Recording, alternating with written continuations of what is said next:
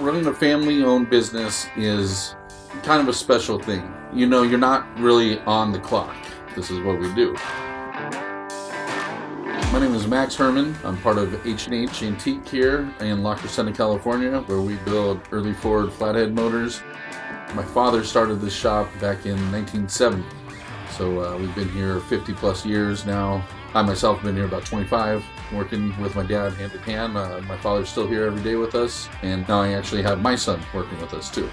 So we got 3 generations of Max Herman in the doors here at the shop at one time, which is kind of a cool deal. I like to take a step back and sometimes look.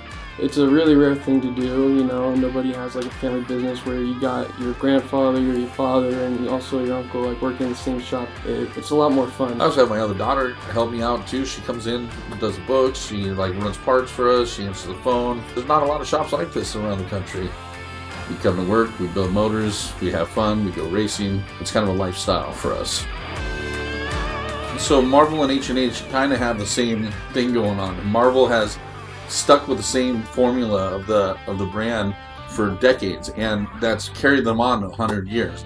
You gain a trust in it. You know it's going to be a good product for your car. The brand carries itself.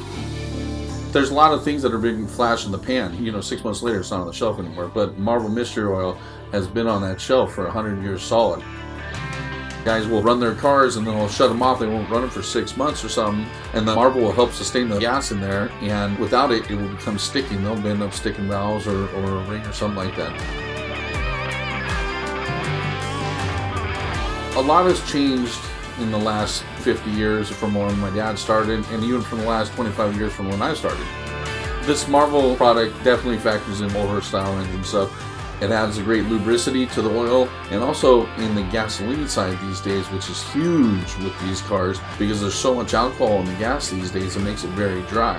So when you add the Marvel to the fuel system, it helps with the lubricity of the valve stems, the valve seats, and helps that top ring on the ton with the dry fuels these days.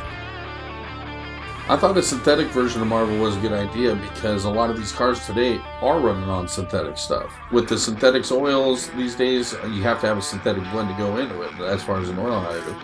But like I said, you got to run the stuff in the fuel too because the fuel is just a little bit tricky these days. There's a lot of shops that don't even take these early engines in because they're just so antique.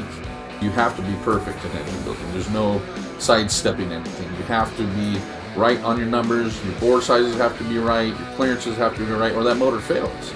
And if you fail, you know, a good number of times, the word's going to get out there and nobody's going to want to come to you and have you build your motor. You got to keep putting out a good product, and the word of mouth spreads, and that's how you stay in business with a private business these days.